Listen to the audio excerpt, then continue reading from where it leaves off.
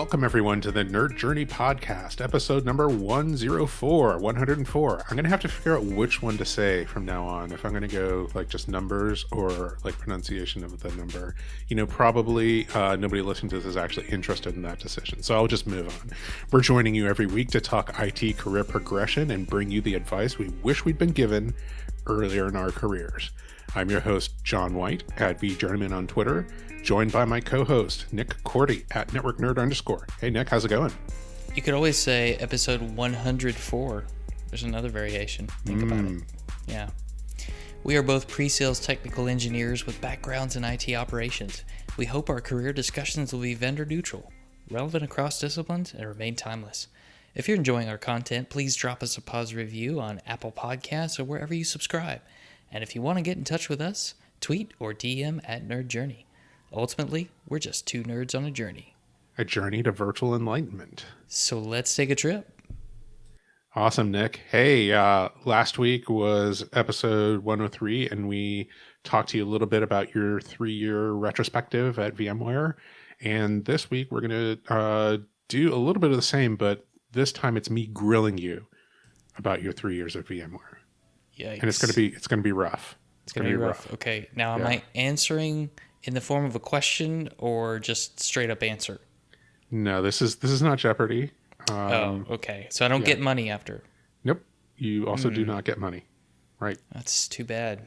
Okay. Well, right. I'll do my best. Okay. Let's get going. First of all, first softball question, just a real easy one to warm you up. What's made you stay for these 3 years at VMware?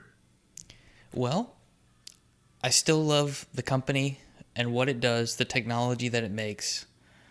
I still appreciate the time when I was a customer and I used it. It was my first delve into something really new for me at the time, which was virtualization. Now, while that is not the only thing VMware does anymore, it's interesting to see that growth of the company since I started using it and just how large the portfolio has come. I think that there are a lot of career opportunities inside of this company that I just never knew existed before I joined. They weren't available to me when I was working as a customer because I didn't work for a big enough company. And I really enjoy what I do. I think it's dynamic. I think the people I work with appreciate what I do and are kind and willing to help. And I think the managers are encouraging and will help you get to wherever it is you want to go within VMware and beyond. Yeah, that makes sense. That's all those things are really positive aspects to any company if you can find it. So it sounds like you found a really good fit. I dig it, man. Nice. I'm going to adjust, some of the questions that I think that observations that you made maybe about the job after 1 year and kind of ask you to comment on those first, if that's okay. Sure. So it's all hard-hitting stuff, but the origin is you.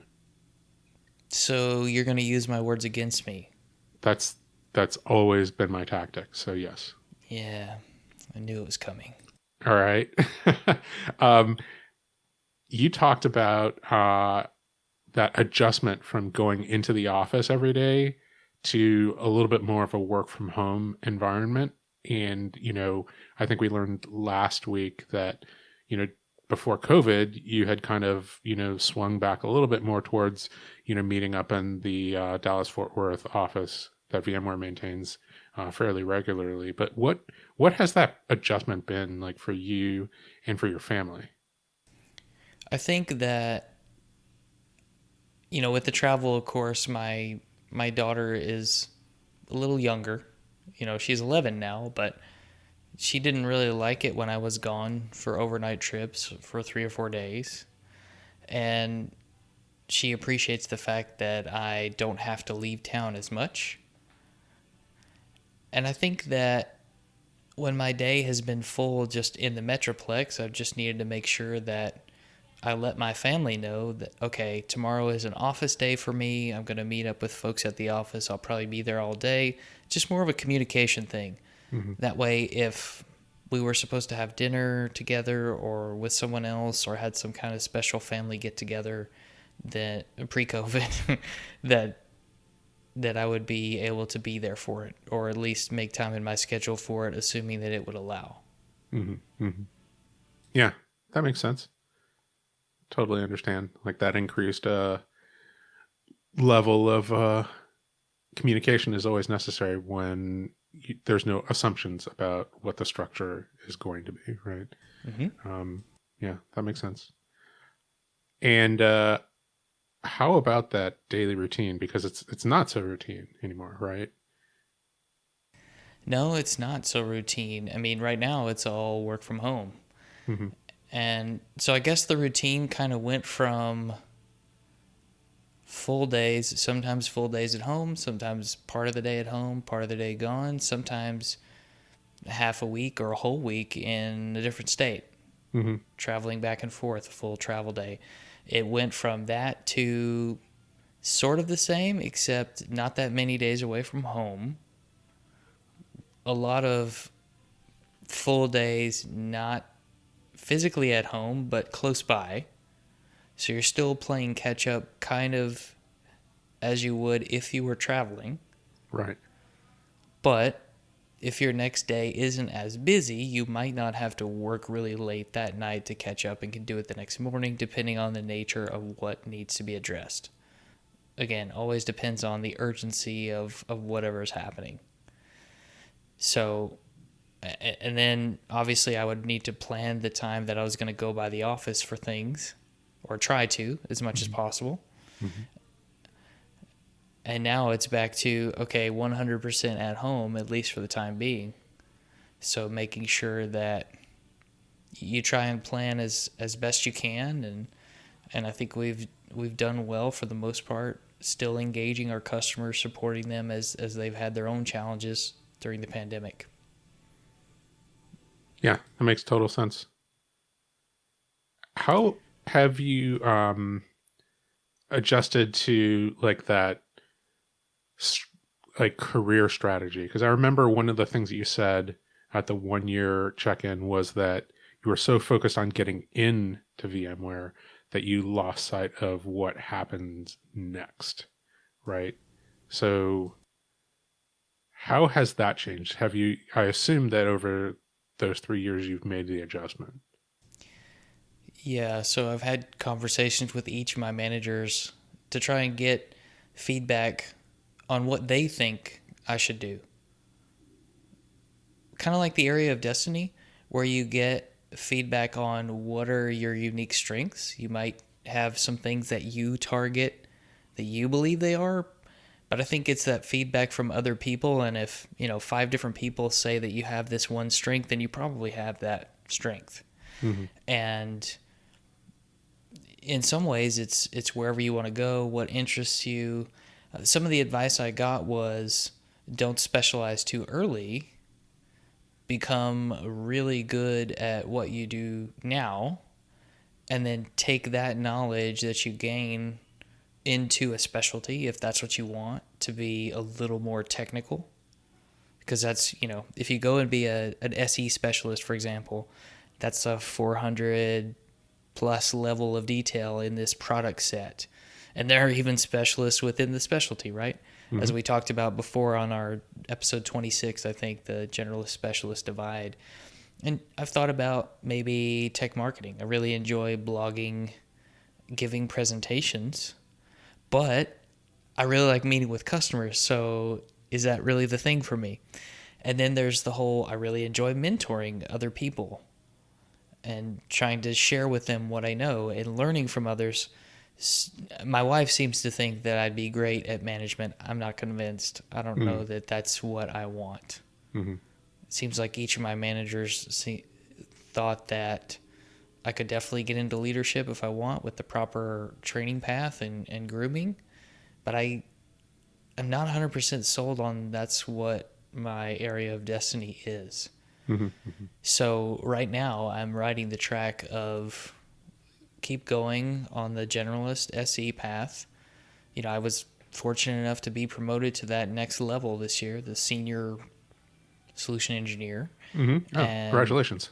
hopefully I can continue to climb the ranks, and who knows, maybe I can get to the elite level of this particular type of role. Does that make Mm-hmm. sense? Mm-hmm. So I think I'm trying to go through that deliberate practice phase of the role itself and being really good at it, but also at the same time taking a step back and thinking about, okay, how can I broaden my what I know about tech in general, as well as maybe get a little more specialized in different areas inside of the portfolio that interest me the most. Right. Right. That I makes sense. won't say I have a perfect plan laid out, but it is something that I think a lot about, like maybe getting some certifications, like we're doing a VCP. I think I talked about that before, but haven't done it. And maybe a certification in another area. We'll just have to see. It's kind of ironic, isn't it? Somebody on a career focused podcast maybe doesn't have the clearest career plan. Well, I think it feels like you have like the most like solid understanding of the philosophical basis of how you want to progress your career. Like you know the things that you want to focus on, the things that you feel good about, and the things that you enjoy doing. And so like the tactical next steps and like things to shoot for are maybe not um, as important since you have that clarity of like your philosophical backing. Um, where you know any opportunity that comes up you can test it against your philosophical basis and decide whether it's a good idea or not. So I think maybe that is the concrete next step. Like it sounds like you're progressing up the ladder of this role, and that is a solid like short-term goal, right? So I don't know if that I think I'm just disagreeing with your self-critique. Got it. That doesn't surprise me that you're a little standoffish, John. Now, I will say that I want to be somewhat fluid in what could be next, because there could be something that I sort of fall into that I really enjoy. Mm-hmm. But for now, I think, as you said, keep the same framework and just get better every day. Mm-hmm. Mm-hmm. Has there been something within the job that you had to learn about the hard way? I will say that there have been a couple of times, I mentioned the different personas that were somewhat new to me, and how to have a conversation or a productive conversation that was valuable to one of these higher ranking folks in the technology organizations of my customers. Mm-hmm. There have been a few times where I got really amped up and nervous about those conversations, and I felt a lot of pressure. And I don't know when or why it happened, but I decided I'm not going to be afraid anymore of failing or messing up, because I'm going to mess up, right? You're Mm-hmm. definitely going to be bad at it. I can hear John White saying that. So I'm sure that the first time I talked to a CIO, I was definitely bad at it. And I'm not Right. saying I'm good at it now, but I think I do an okay job of building rapport with other people, whoever they are. And I'm gonna do my best each day.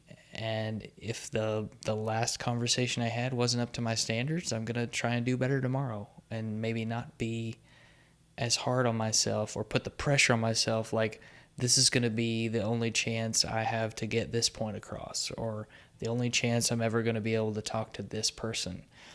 I think defining success within something you can control, lowering your expectations is actually better than raising them in Mm. some cases. Mm-hmm.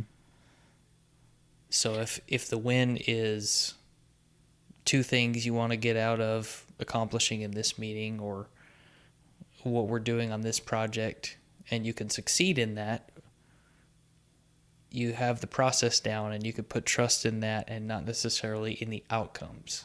Right. Right. I hope that makes some sort of sense. Yeah. Yeah. I totally understand. Where you're going with that. It kind of syncs up with some experiences that I've had.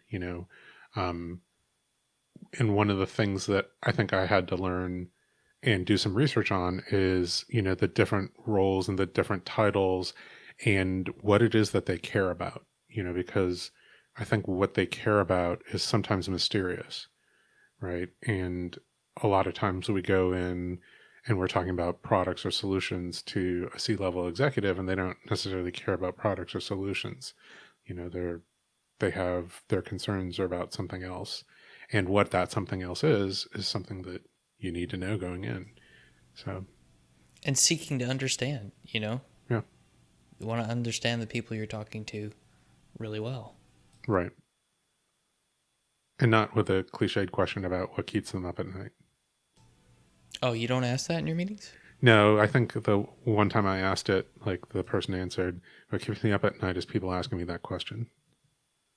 Not really, but that's a snarky response that I expected. Yeah, yeah. um, how about, just kind of that contrast? I remember you talked about the knowledge that you had about the product, like coming in, what you thought you'd need to know, and then keeping up with, the changing nature of the product line. Now, since you've come in, VMware has actually gone through a whole lot of changes, right? Um, in focus, in where the types of products that are being acquired, the types of products that are being developed organically. So what has that been like to experience that level of change? It's interesting because, you could have product X and it's now offered as an on premise offering and a SaaS offering. Okay, they may have the same features, but they may have different licensing, and you need to be aware of how that works and which one's gonna. They may both solve the customer's problem, but one may fit the way they prefer to operate more so than the other. They don't want to do software upgrades anymore. Okay, maybe SaaS is the right answer here. So each each product is a lot of information to take in. So I think it's almost like the spinning plates. You see somebody start spinning the plates, and once they get them all set up, they have to go spin the others. That's Mm-hmm. what it feels like sometimes. You learn the information when you need to go deeper as it comes up sometimes, and you try to do your training so that you're educating yourself in each area. But it feels like once I get a lot of really interesting, deeper information on something, I have to go and study up on something else. So it's challenging, I have to say, and I probably have, to my own detriment, maybe studied up more than I needed to in certain cases. Hmm. That can be difficult to kind of figure out the level of depth that you need to have on one specific thing, right? When it comes up, Sure. and it's always better to have more knowledge than it is to have not enough. 100%. Yeah. And as somebody with a technical background, you don't want to say that you don't know the answer. But it's okay if you don't know the answer. You can go find out. You might have a peer who knows, a specialist who knows, or something you can just need to go research. And some of that learning comes from customers asking questions that I didn't know the answer to. And so it may take me a couple hours to go and figure this out, and I won't say lost in a hole of reading and watching videos and labbing it up, but you really learn great things that way out of the necessity of needing to answer a question. It also, I feel like, helps you learn the customer's business a little bit more and the types Yep. of concerns that they have, right? When it's tough to ask a hard question about a specific situation without like exposing a little bit of the internals of what's going on and the types of problems that are faced by the organization. So it's a good two-way thing, right? Yep. Nice.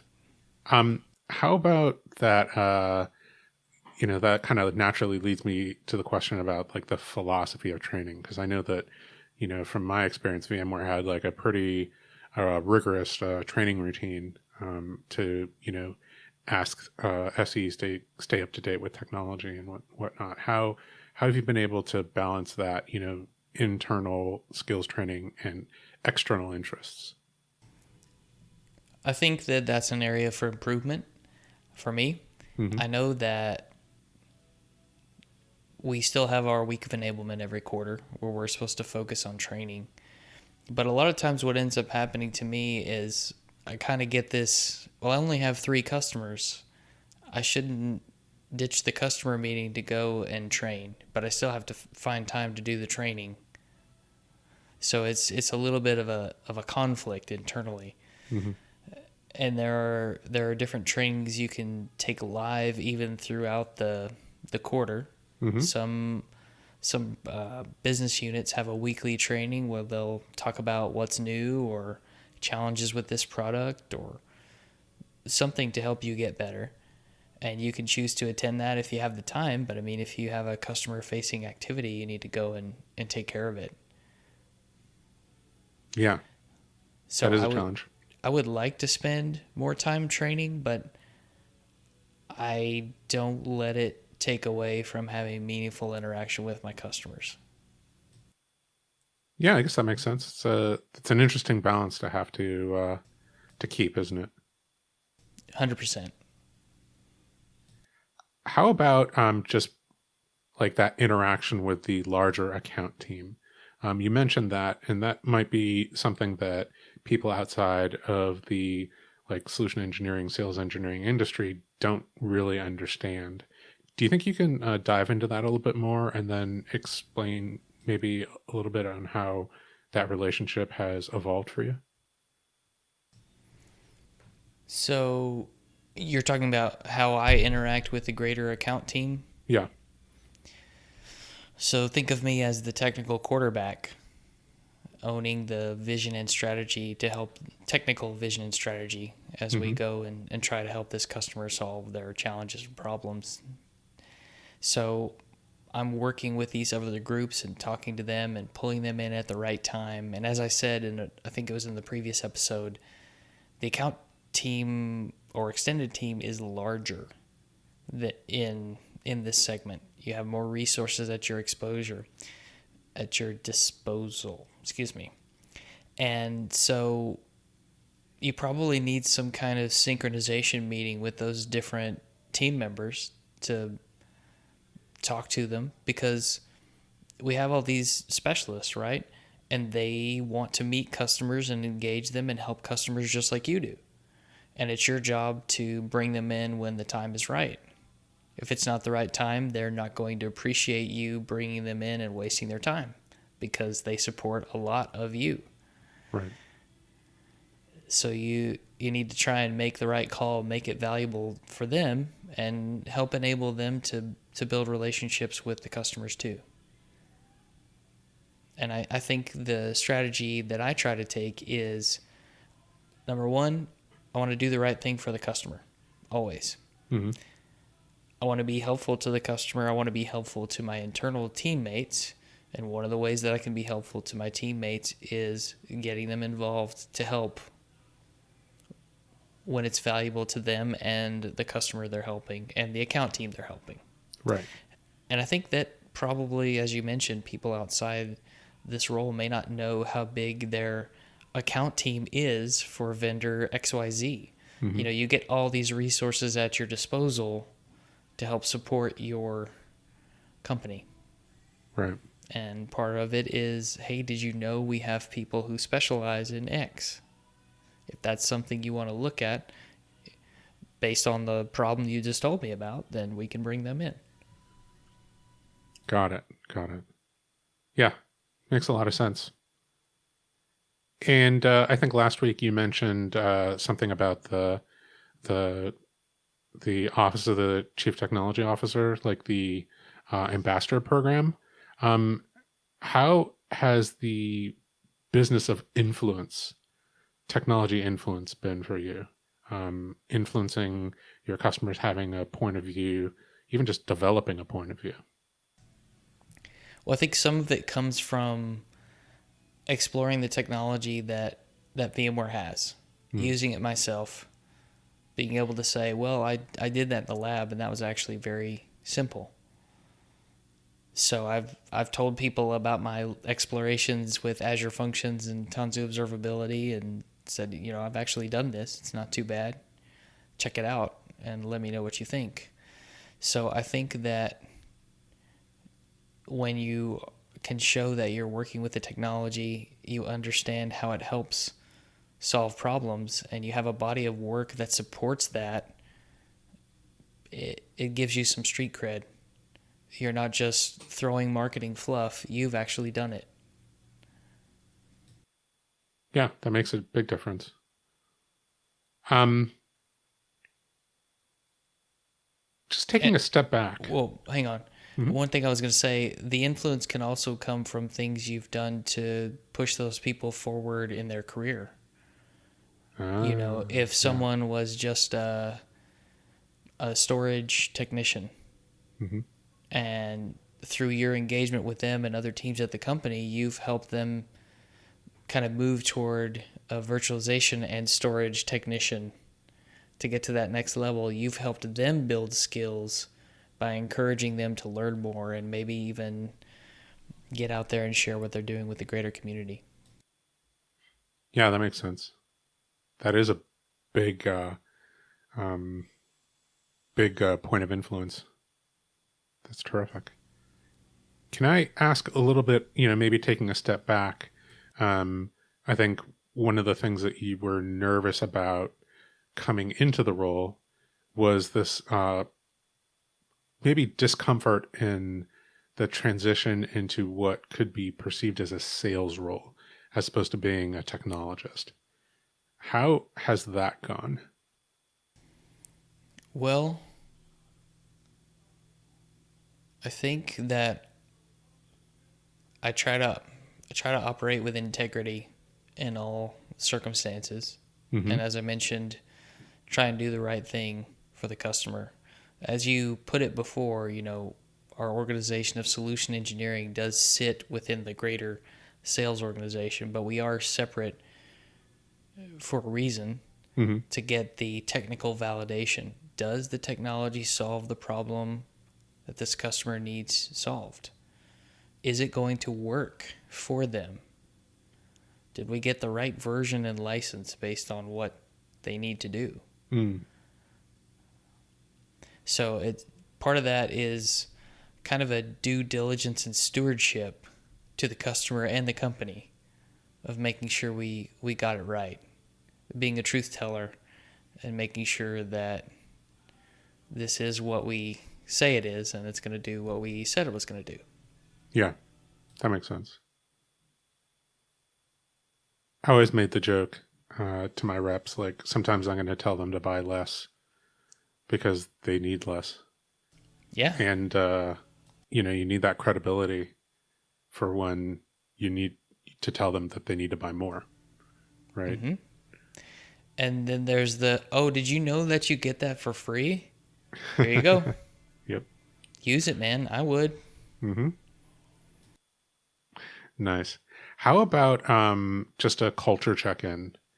So you mentioned, I think last week that you've changed teams a couple times, organizations, like segments, I think you called it. Um, and then after that, like I feel like you changed managers at least once, even after that. How's that been for your career and growth? Like the collaboration with different people and different points of view in different segments.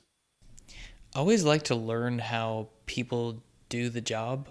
What do they do different than me? What's going on with their customers? What challenges are they having? What challenges are they having, communicating with our teams internally to help support their customers? And I think you can take kind of an aggregate of those things of what's working for other people and find the bright spots and then give it a shot. Mm-hmm. But you adapt it to your own style and you kind of have to find that for yourself. You still want to be you, right? You're still John, I'm still Nick, hopefully people know that when they engage with us, even though we're paid to do a job. Right. Yeah. So I think it's definitely helped in terms of building a support network of peers who are willing to help. I think that the big collaboration kickoffs for the teams I've been a part of oftentimes are by meeting in person and doing some kind of collaborative sharing session where we talk about how really all the problems we have are quite similar and how much we can help each other, getting to know each other as individuals and people who have families and have interests and beliefs and, hopes, dreams, fears. Yeah, absolutely. Like that personal connection. Yeah. I mean, it wasn't that long ago when a teammate of mine, I was asking him about an idea I had for a VMworld presentation, and I think we got on a Zoom at 10:30 at night, and he walked me through and vetted my idea, and he was like, "Yeah, dude, you should totally do that." Well, guess what? I submitted it, and I got a session at VMworld. Mm-hmm. So kudos to my teammate. You know who you are if you're listening. Nice. How about the different managers that you've had? So you've experienced different management styles from different people in different segments. How has that helped you in your career? Well, it's good to be able to see how different leaders think and what they expect, what they decide to focus on, what they feel the challenges are. But I think the coaching methodology from them has remained the same. So you have to get used to your new manager's style, how they like to communicate, and because even though you might have these success metrics in the role to some extent, each manager is probably going to want things done a certain way, mm-hmm. and it might be different from the previous manager. So, hey, how do you want this done? When do I loop you in? When do I just not worry about it? Do you want to be involved in customer meetings? Do you not want to be involved in customer meetings? How do you want to do it? So you grow and you learn to adapt, and it just gives you this exposure to another person that you got to work with and under and see what their leadership philosophy is. And if you were going to eventually be a leader, I think that's a good thing, to be exposed to multiple different leaders so that you can develop your own philosophy. Yeah, that makes total sense. Cool. How about just reflecting back from the time before you were an SE to now? Like, is there a skills gap that you can think of from before that you really wish that you had had? I think that I wish I had been better at being able to communicate how valuable the project I was working on was to the company. I don't know that I was always able to help describe, this is going to do X for the company and help us make more money, prevent downtime. Maybe I wasn't as attentive to what the leadership cared about as I wish I could have been. I think that instead of approaching it from, oh, this is really cool tech and we're going to get all kinds of new bells and whistles for people, it's not really what drives the business forward. It was cool for me to implement the new tech, right? But what does it do? What's the outcome for people at different levels, and communicating with them a little bit better than, oh yeah, I'll fix your problem. Right. Yeah, I know it's very similar to my observation, I think, to that same question. But I also think that I wasn't really reading a lot of books outside of work. I had participated in the Spiceworks community, so I was starting to build a network of peers outside my company. Mm-hmm. I think I did a good job there. I haven't done as good of a job of being active in that community since then. I've tried to keep in touch with people as I can, but I've gotten better about connecting with people on Twitter and in the vExpert community and LinkedIn and building that network. and changing jobs a time or two, it allows you to keep reflecting back on the people who have been influential, good friends, good colleagues, and you try to keep in touch with them, and you want to make sure that, as you said in previous episodes, you're not just contacting them to ask them for something. You're checking in, seeing how they're doing, Hmm. because you never know when your paths might cross.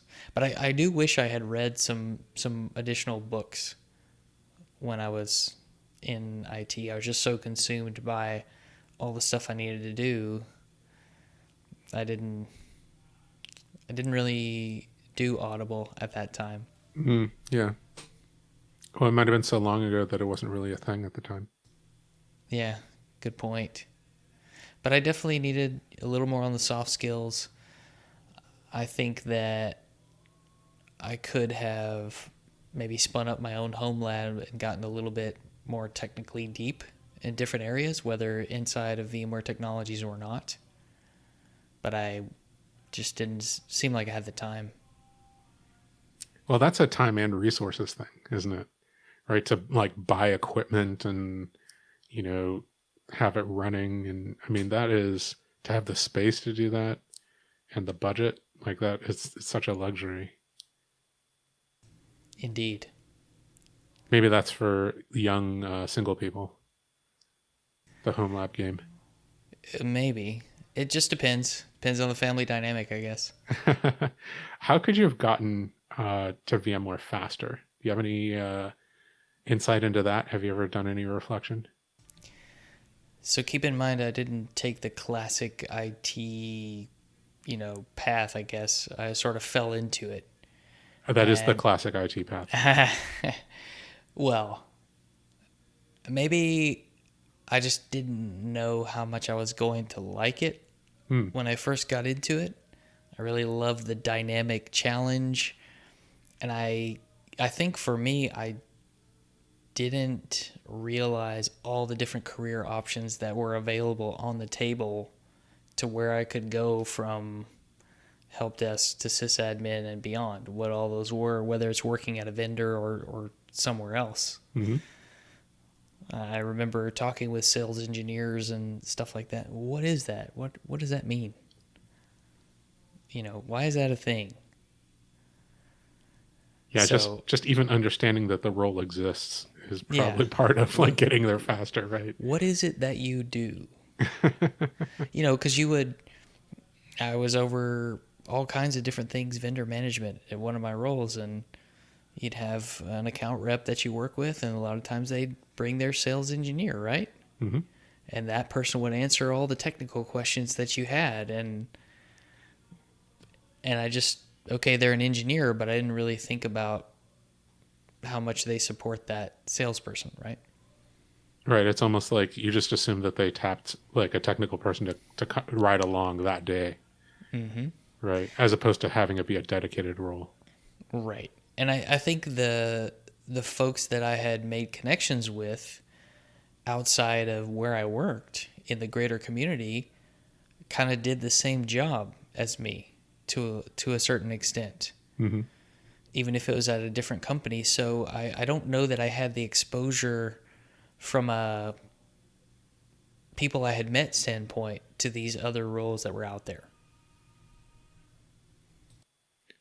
So maybe something that could have been done earlier would have been like just thinking and exploring and asking people like what the career path possibilities were.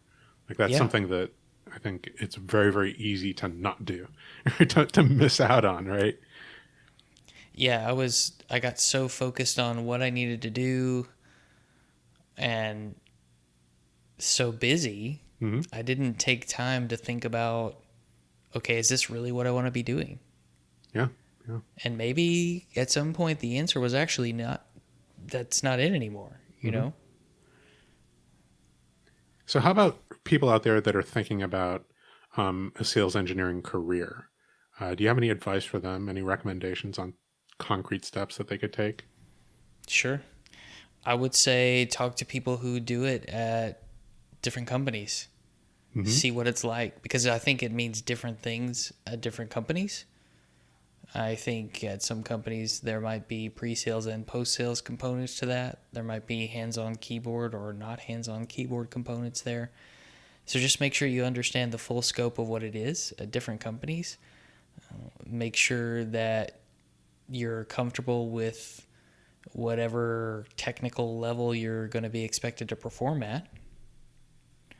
And make sure that you really believe in the products that this vendor or reseller is using, because if you don't, it's probably not going to be a great experience. And I would say make sure that you like working with people. If you're working a help desk today and you can't stand it when someone submits a ticket for something you think they should already know the answer to, probably wouldn't encourage you to do something else that's heavy related to servicing customers. Yeah, I can understand what you're saying. Like it's the if what you're saying is like you just don't like human interaction, right? Right. That sales engineering is a job that's heavy on human interaction and 100%. the subtle parts of human interaction as well as the technology. Yep. Yeah.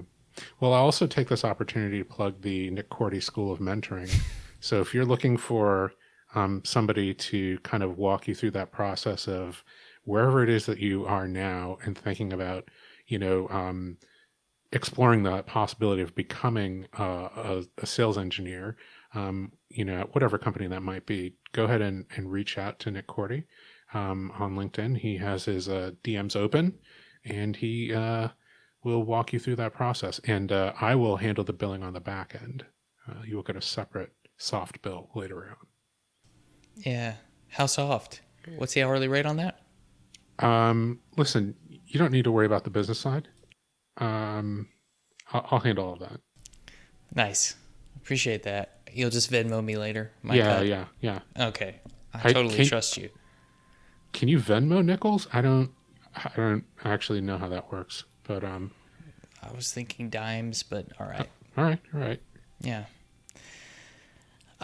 One other thing I would say, if you do want to talk about what the life of an SE is, which I still think is hard to describe, Mm-hmm. no one can be told what the Matrix is. I firmly believe that is what it's like telling someone what an SE does. It's almost like becoming a parent or getting married. I can tell you what it's like all day, but until you've done it, you may not get the full picture.